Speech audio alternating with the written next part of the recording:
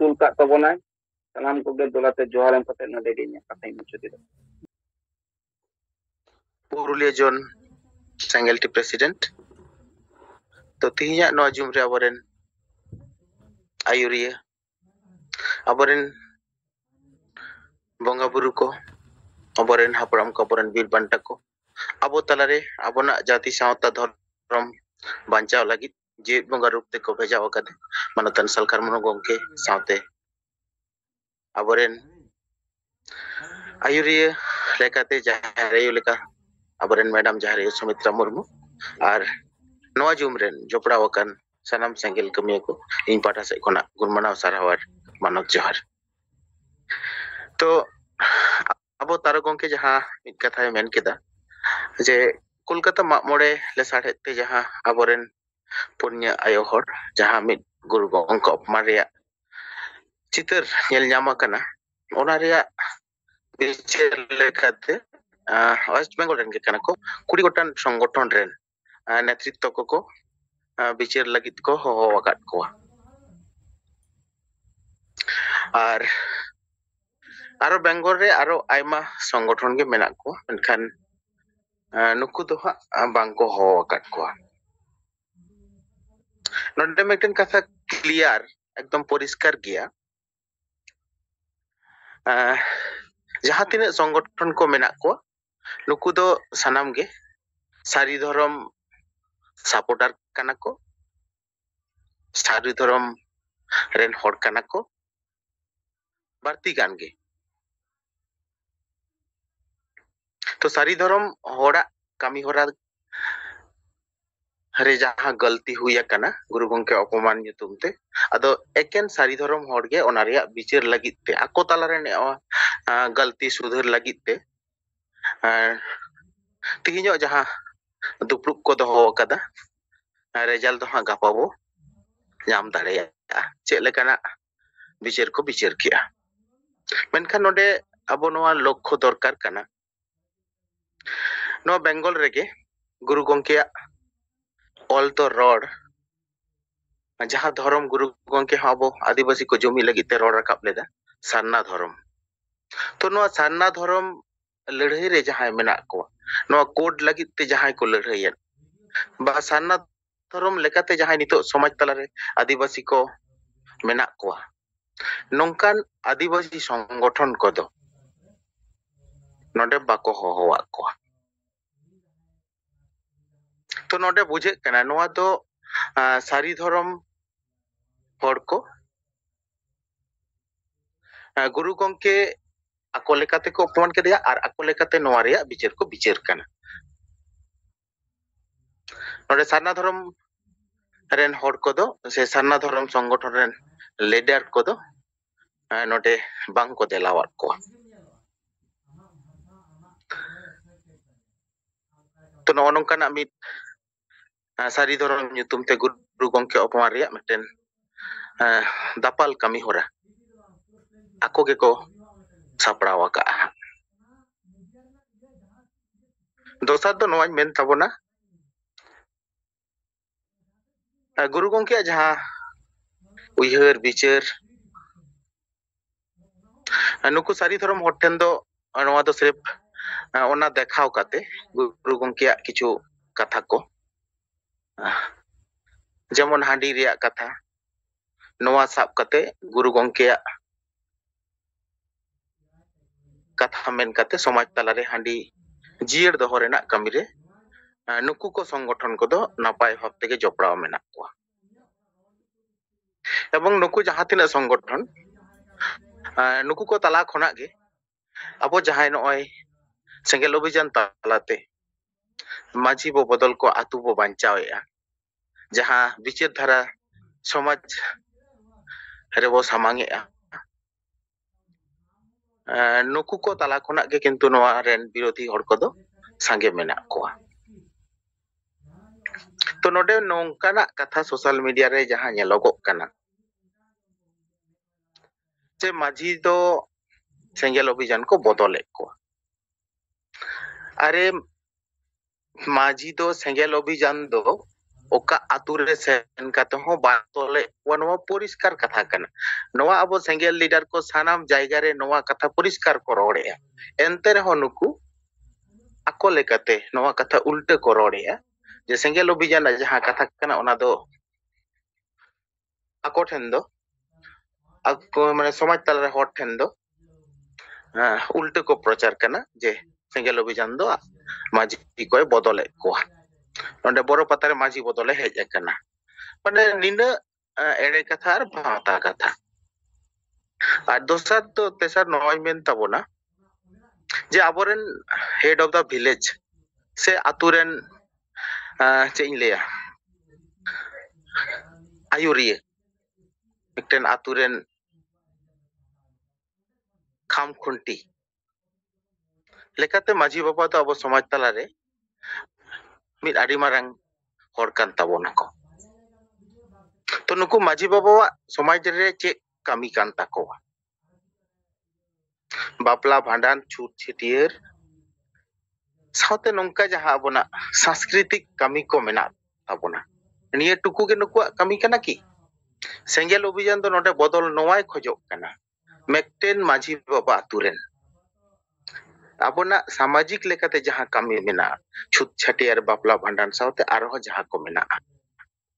ओना को हो कमी आजरेन गुनी गुरी बते कोरावाय नोआ साथे सेंगेल अभियान नोआ जोक सनाय कना मिक्टेन माझिया कमी लेकाते और नो दो माझी जेहेतु आतुरेन हेड ऑफ द डिपार्टमेंट कनाय ओना लेकाते ओना आतुरेना शिक्षा स्वास्थ्य सावते उनिया संविधानिक जोड़ो नोआ सानामा बांचाव लगित ते हो उनी आयरन आतुर से आया आतुरेन गुनी गरीब को आयुर सुतु कते से दुप्रुप कते नोआ को बांचाव लगित ते से नोआ को रेना जोथात हक अइदर ᱧᱟᱢ लगित ते आयुर सुतु कोय आरु आयुर सुतु कोमाय धर्म लगित ते भाषा लगित ते और जहां शिक्षा शास्त्र संवैधानिक जोड़ो को लगित ते नोआ को मेक्टेन माझिया कमी लेकाते सेंगेल अभियान दो जोक सनाय कना माझिया कमी रे नोआ मेक्टेन माझी जहाँ लेका मेना को ताबोना उनको माझी हवा कमी होरा रे नोआ बदले खोजोक कना मेनखान नोआ को बदल से नोआ को कमी यदि जहां माझी बाय कमी दाड़ेया तो ओना जायगा रे ओना आतुरेन हरगे संवैधानिक जोड़ो धर्म अधिकार जोड़ो भाषा जोड़ो नोंकाना आबोना सानामा जोड़ो को बांचाव लगित ते समाज तलारे ऑफिस अदालत रे कथाय रोड दाड़े लेखाने सिकन बिचार बुद्धियान हर ओना माझी जायगा रे दुड़ुब रेना कथाय मेनेया नोआ दो सेंगेल अभियान मेनेया मेनखान ओका आतु रे हो सेन कते सेंगेल अभियान नोंकाना कमी होराय कमिया बदल कोय नोआ कथा दो सेंगेल अभियान तीस होबाय मेने मेनखान नुकु नोआ कथा रे जहां को विरोधीया उनको दो नोआ सारिया दो बांग रोड कते आको लेकाते नोआ उल्टा कथा को रोडेया तो आदो समाज रेन हर को नेले गिया आबोना नोआ चिरकुट तलाते नोआ परिष्कार समाज तलारे पासना कान गिया तो नोआ कमी आबो नापाय सहिते आबोना समाज तलारे सानाम पाकार रेन हर ठेन जदि बो सेटेर दाड़ेया नुकु जहां नोआ नोंकाना एड़े भावता कथा को लैदा नुकु नोआ को दो बेसी दिन दो बाय टिका तो ना लगिते आबोरेन सानाम सेंगेल कमिया कोठेन इnya अरदास कोंके जहां मेने ताबोना कमी होरे समाज लगिते सावता लगिते जाति धर्म लगिते प्रत्येकटी स्टेप रेना कमी होरा आबो नापायते माने साहस के साथ कमी इदी लेखान गेबो आबोना नोआ समस्या खन बोन बांचा और समाज तलरे नुकु जहां नोंकाना एड़े भावता कथा को लेदा नुकु हो बय बयते समाज रेन हर ठेन परिष्कार उतारोआ को एवं समाज रेन जहां हर नितो नुकु को पंजाय को नुकु खन सहा करते बांचा लगित ते बांचा रे लड़ाई रे को शामिल तो मा अब सेंगेल अभियान तालाते गोंके जहां विचार दर्शन नोआ सानाम पकड़ रे नपाय सहित सेटल लगी साहस के साथ दिल के साथ कमी रो छुटो को मा एटकेटोरे जहां को हिजुक कना नोंका दो नपाय कमी लगी ते हिजुक गिया नोआ को दो अब टेकल कते लाहा चलात ते हुई अबोना और अबोना नोआ संतार समाज अबोना नोआ आदिवासी समाज मित नपाय समाज लेकाते नोआ धरती रे बो तिंगु केटेज हटोका नि आस दोहो कते गे हुडिंग माछा इन पाटा से कोना कथा को अब तलरिंग सामांग किदा मा सानाम को दोहराते जोहार सलाम को जोहार बेंगल पोनत हुगली जिला धनेकली ब्लॉक कमी लेकाते ट्राइबल एसोसिएशन में जोना निकली कमी करना तो आदिवासी संगेल अभियान जहां बीच भारत जकात नीत पासना कना कई कई नोते बुझो अब रेन संगेल सेना को बुझो माबो जे सारीगे नित दो कम हर दारायते जहां कमी हुई कना नोआ गे जखन आरो संगे हर संगेल सेना लिका को तो कमी को गड़ोआ नोआ अडी लागे मेटन मारांग परिवर्तन समाज रे दो नेलो अदो मेन समस्या दो नोआ कना जे आबोरेन सेंगेल सेना रेन हो सेंगेल सेना रेन जहां तिना अबो कर्मी मेना बुना नंकु तलारे किछु किछु और तलारे हो हयतो नोआ कन्फ्यूज मेटन विषय तिंगुन कना कन्फ्यूज दो नोआ कना जे निना मारे दिन धरे जहां कमी गोरा सिस्टम पाई बदल कानते नित ओना सिस्टम तेगे चलाक कना अदो उना सिस्टम रे आघात एम लिखा सरीगे मेटन फीडबैक दो हिजु कथा लगे मिना प्रत्येक यार समान विपरीत प्रतिक्रिया हिजु गिया अर्थात नो दो साइंस गे लेइदा अदो आबो उयहर माबो आबो किछु किछु एलाका भित्तिक आबो रणनीति आधार ते उना विषय को ओना जायगा रे इदिया जहां कथा को नित बो चर्चा गया जे माझी बो बदल को आतो बो बंचाओ ओय जे आतो बंचा ना फॉर्मूला दो सरीगे माझी ठन गे मिना माझी जतक्षण बाय आया विचार बाय बदल आय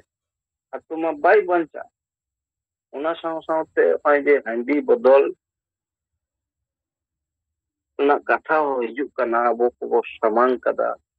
तेहन किंतु नोआ को कम बेसी हर दो बिचेरे गया सरी गेसे नोआ कथा दो जे हंडी खातिर तेगे तो अब जाय जुग करे अब समाज दो तायनम लेगे मिना कारण अबोरेन संगे आतोले बो नेल लिखा परसेंटेज जे इटा समाज रे दो निना ढेर हंडी पोरो दो बनु को आक्वा समाज रे दो निना ओपन हो बनु हंडी पोरो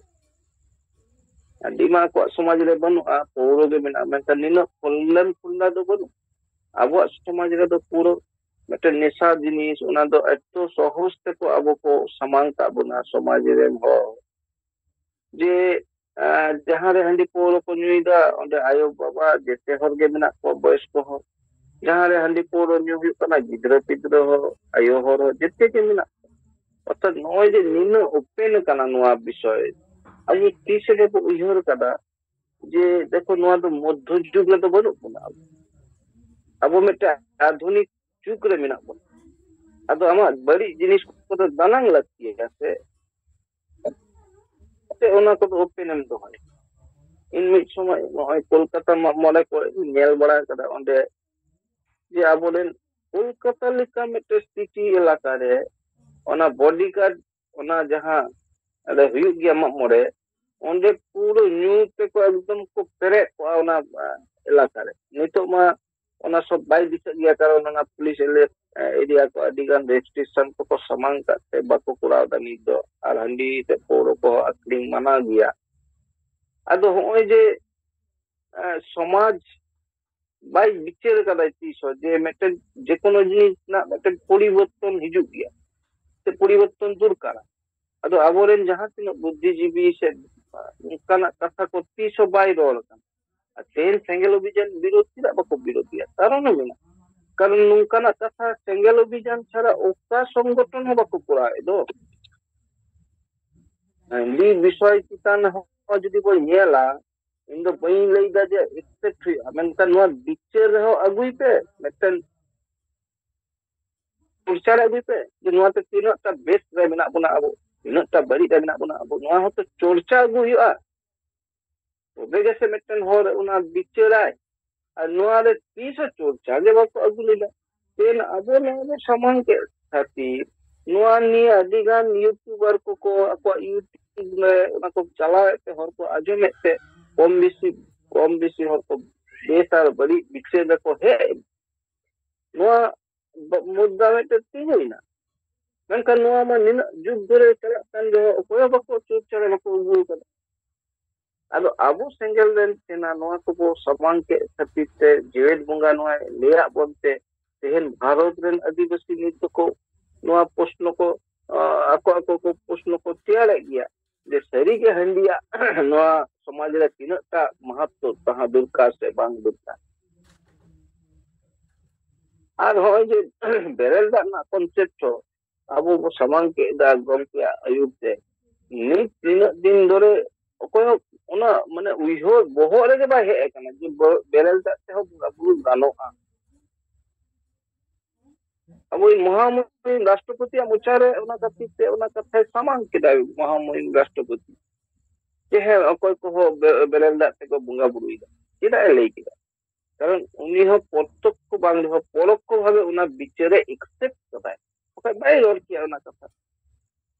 अदो होनका के धीरे धीरे समाज मेटन परिवर्तन दो दिसे गया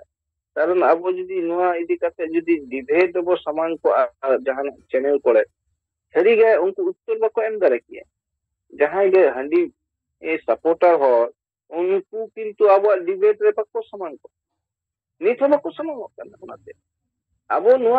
अब आश्चर्य मेटन विषय लक्ष्य जे जहां बंग जहां पॉइंट ते बो रोड़ा अब जस्ती यूट्यूबर कंट्रोवर्सी को अगुए गया ठीक गया मेनखान बको लेदा जे जहां को समान कर नुंकु मी धारे बो दुरुब और जहां विरोधी पक्ष हिसाब से मेना को नुंकु मी धारे बो दुरुब तबे जैसे ओना रपो तलाते ओना असलिया विषयटा सटीक अकोय रेदा ओना उडंग अगर नोडे आसे कर यूट्यूबर लीगो कना बड़ी गया ओना गे हर कंफ्यूज रे को तहन का बाको बिचे दे कन अदो होनवा नित अक्तो रे दो नोआ जे कोनो जिनिस हम बेसा बड़ी हम बिचे दरे उनगे डिबेट डिबेट छाड़ा बाई जी अब वो बड़ा गया जे जहां से नोआ टीवी चैनल चला कना जहां इलेक्शन नोआ 2024 ना अब वो नेल इधर विभिन्न दल को ओंडे तो लड़ाई दा अदो जनगण ठेन अकोय अकोय खुशी एमो चेलिकाते ओना डिबेट नेलेदा आजमेदा जे अकोय राजनैतिक दल इया बेनिफिट को लेदा इया को लेदा उनी वोटिंग एम उनका को बिचेरिदा और अब समाज ऐसे ही माने चला कना माने आश्चर्य समाज अब जहां यूट्यूबर उनी दो ओना जे मारे बिचेर से के दबाव कना ओना ना उदाहरण जे नोआ कना जे उनी दो नोआ के बुझो कदा जे आसेकार ने तो ठीक गया और सेंगल ने तो बड़ी गया अदो होनका खातिर से तो मतलब जनगण ठेन ओना फ्रेश मेटन माने मेहा बांग समान अदो ठीक गया ओना हो उनको यूट्यूबर को ओना निथ बाको बुझोदा अदो जहां विरोधी लेका अब समान को समान रे को हिजुक कना यूट्यूब तलाते उनको जो कोमड़ो कना ऐसे ही रोड गिडी कते दालांग ले चला उनी लई दुरकार आह्वान दुरकार जे ठीक गया आले आसे का पटस खन नंका सेंगल रे हो को कनाले उमुक ताड़ी हलो मेटन मंच ले तैयारदा नोआ मंच रे के डिबेट हुआ जे सरी के आसे का जहां रोड कना नोआ ना तिनोटा लाभ न्यामाय समाज और सेंगल अभियान रे जहां आयुरियो को ᱜᱟᱹᱠᱷᱩᱲᱟᱱ ᱠᱚ ᱱᱩᱠᱩᱣᱟᱜ ᱠᱟᱛᱷᱟ ᱟᱸᱡᱚᱢ ᱠᱟᱛᱮ ᱟᱯᱮ ᱡᱚᱱᱚᱜᱚᱱ ᱵᱤᱪᱟᱹᱨ ᱯᱮ ᱡᱮ ᱚᱠᱟᱴᱟᱜ ᱵᱚ ᱦᱟᱛᱟᱣᱟ ᱚᱱᱠᱟ ᱞᱟᱹᱭ ᱫᱚᱨᱠᱟর ᱛᱚ ᱛᱚᱵᱮ ᱜᱮᱥᱮ ᱚᱱᱟ ᱡᱚᱱᱚᱜᱚᱱ ᱴᱷᱮᱱ ᱯᱷᱮᱥ ᱵᱟর্তা ᱦᱤᱡᱩᱜᱼᱟ ᱟᱫᱚ ᱦᱚᱸᱜᱼᱚ ᱱᱚᱣᱟ ᱠᱚᱫᱚ ᱟᱵᱚ ᱵᱚ ᱵᱟᱰᱟᱭᱟ ᱱᱩᱠᱩ ᱛᱤᱥᱦᱚᱸ ᱵᱟᱠᱚ ᱠᱚᱨᱟᱣ ᱜᱮᱭᱟ ᱠᱟᱨᱚᱱ ᱵᱟᱰᱟᱭᱟᱠᱚ ᱟᱠᱚ ᱱᱚᱜᱼᱚᱭ ᱡᱮ ᱜᱩᱨᱩ ᱜᱚᱢᱠᱮ ᱥᱟᱢᱟᱝ ᱠᱟᱛᱮ ᱫᱚᱠᱟᱱ ᱠᱚ ᱪᱟᱞᱟᱣᱫᱟ ᱱᱤᱛ ᱱᱚᱜᱼᱚᱭ ᱯᱨᱚᱢᱟᱱᱤᱛ ᱱᱟ মানে ইউটিউব থেকে ᱧᱮᱞᱮᱫ ᱛᱟᱦᱮᱸ ᱚᱠᱚᱭ ᱜᱚᱝᱠᱮ ᱤᱭᱩᱴᱩᱵᱟᱨ ᱢᱤᱫᱴᱮᱱ ᱥᱟᱢᱟᱝ ᱠᱟᱫᱟᱭ ᱡᱮ ᱯᱨᱟᱭ ᱱᱚᱜᱼᱚᱭ ᱡᱮ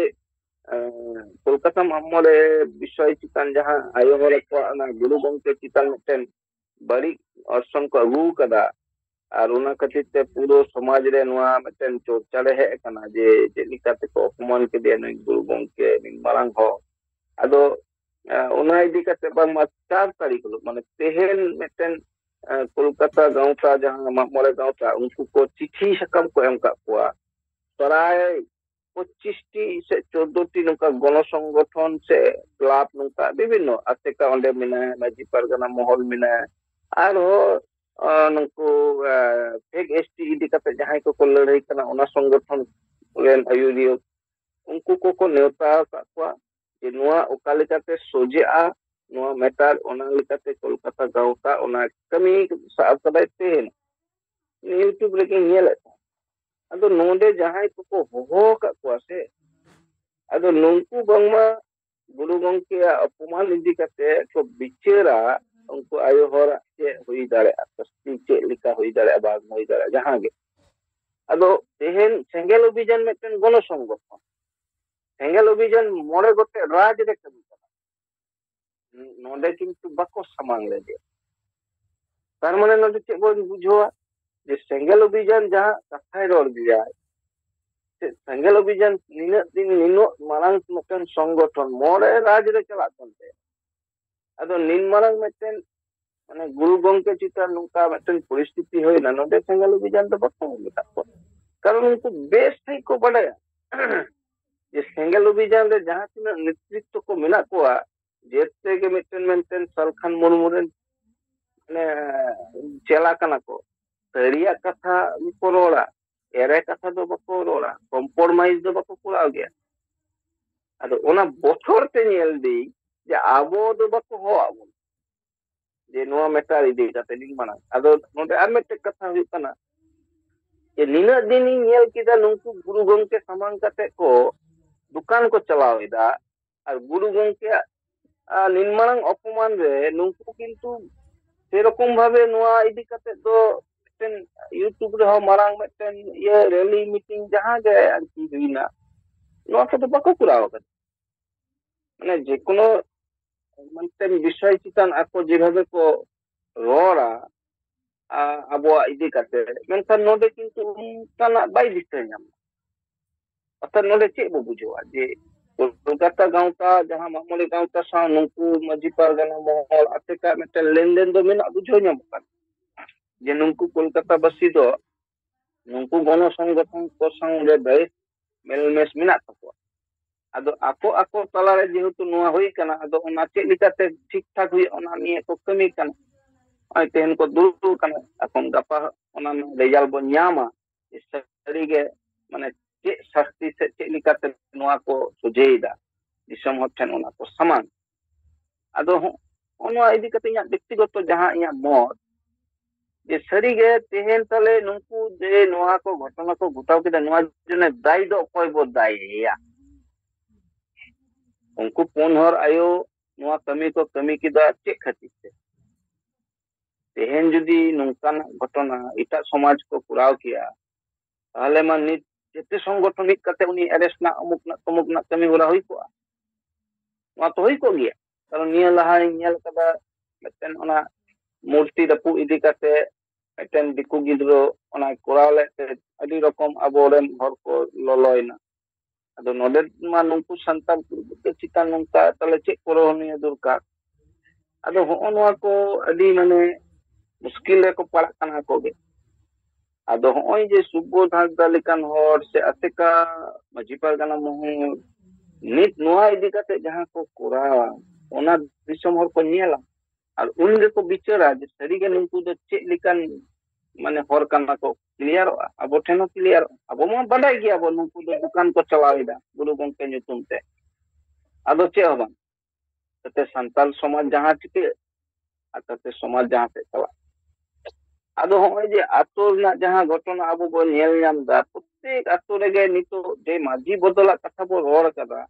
इया दिसुदिसते आले हुगली बर्धमान मैक्सिमम जगह रेगे पिया पुनिया कते ऑलरेडी माझी दो को हुई कन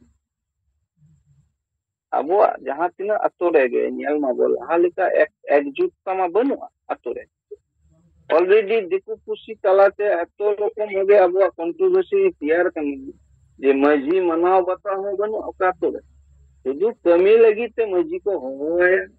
कमी मिटोना माझी सां चाबायन तेहेन जहां को गे रोरिदा को माझी दी कते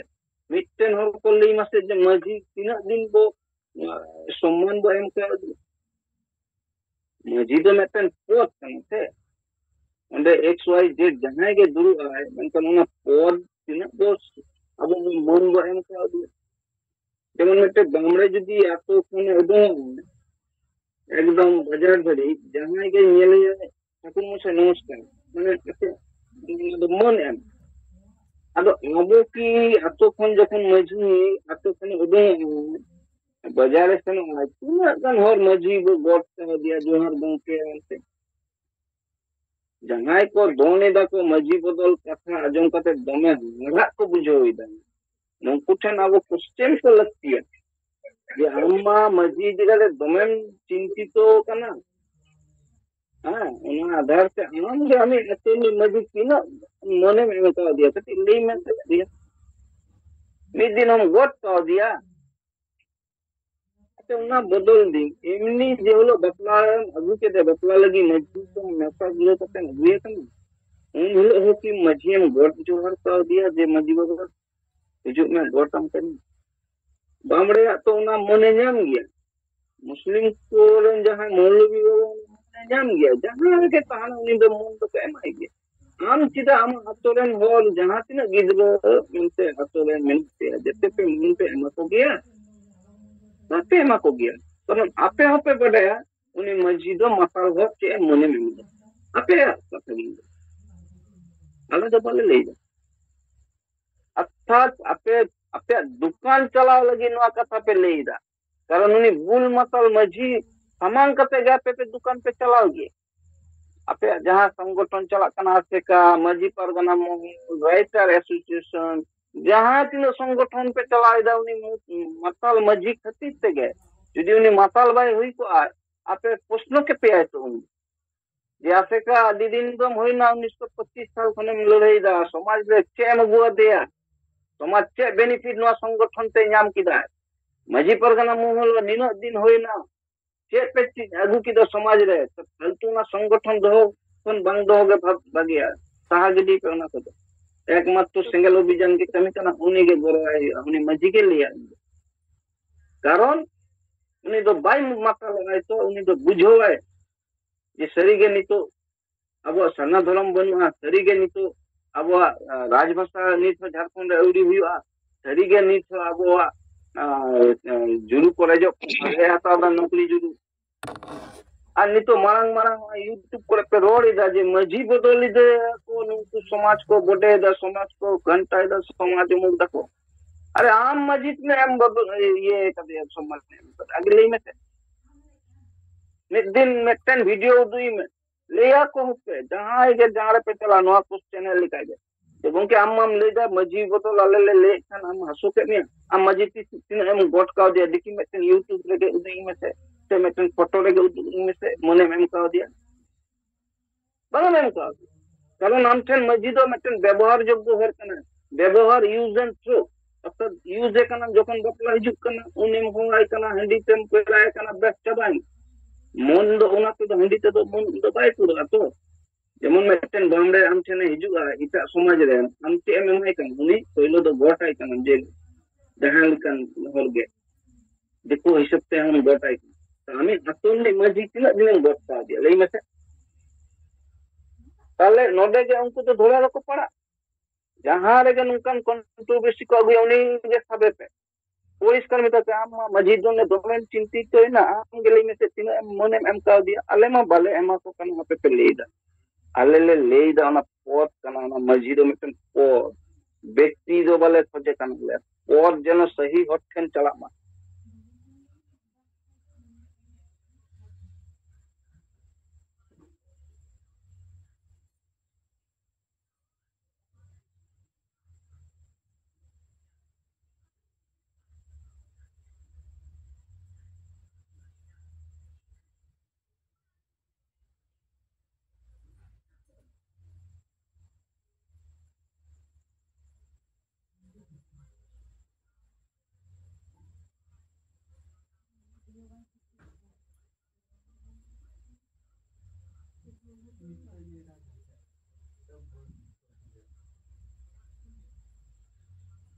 तारो का नेटवर्क प्रॉब्लम हुई कंते जनी गंगे नेटवर्क दो बंगा मेटा फोन है ली अच्छा मा खाटो ते मुचत तबन में अच्छा अच्छा मुझे लगी तो अदो होनुआ को अब तला लगे नुआ बिचेर करते अब जहां जहां गे नुकान कंट्रोवर्सी कथा सामांगा उनी ओना कथा रोल रकब तुकारो कना आर दो हुयो मिटन जिनिस जे नियो ऑक्टो आले ठेन दो विषय दो हुयो कना फॉरम कोड आले नुआ लतिया तमाम आदिवासी ठेन नुआ विषय ले कोलिदा और नुआ कथा जहां मजी गे लोराय आले ले समझ जे बेस मजी मनते और बाय कमी kan ke नहीं आले आले और बन ले आपे को नहीं दरे आले नहीं ये मजी बदल दो kan मी हर जोने आले मी शहर दो बाले गुजुआ मा दो निना गिंग लेया जेतु आरो मी हर संकेती